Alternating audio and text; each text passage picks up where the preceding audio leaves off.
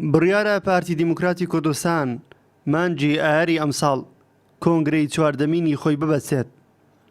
سکرتێری مەکتەبی سیاسی پارتی وا دەکەی ئاشکرا کرد کە 26 مانجی 5، بەڵام لە هەمان کاتدا داوا یەکریزی لەلایەنە سیاسیەکانی کوردستانیش دەکات. لە سیاسەتدا نابێت دەرگا دابخرێن لەسەر یەکتر، ئەبێ دەرگا واڵە بێ و ئەم حزبانە پێکەوە جوانترن، پێکەوە بەهێزترن و ڕابردوش ئەوەی سەلماندووە کە لە یەکتر دادەبڕین دژمن زەفەرمان پێدەواتەوە خوتان لەوێنە 26 مانگی 5 ئینشاءالله ئینشاءالله.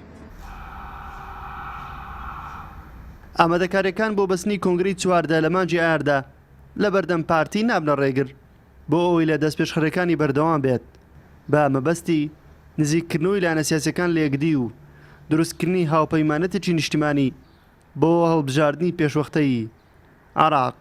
شێوەی هەڵبژاردنەوە نییە بە هاوپەیمانەتێکی بکەین دەنگ بە لیست بدرێت، دەنگ بە ئەشخاص دەدرێت، بەڵام بە تاکید هەندێک شوێن دەکرێت هاوکاری لە کەسێک بکەین لە شوێنێکی دەتوانین هاوکاری یەکێکی تر بکەین بەپێ ئەو اتفاقی نێوان لایەنەکان. ئەرەسەرکردنی گرفتە ئاساسیەکانی ئێمە لەگەڵ بەغدا هەم پێویستیمان بە حزب و لایەنەکانی ناو حکوومەتە هەمی دەرەوەی حکوومەتیش بۆی هەماهەنگی بکەین. وا بڕیار بوو ساڵی 2020 پارتی کۆنگرەی خۆی ببەستێت، بەڵام بەهۆی بڵاوبوونەوەی ڤایرۆسی کۆرۆنا لە هەرێمی کوردستان بەستنی کۆنگرەکە بۆ ئەم ساڵ دواخرا.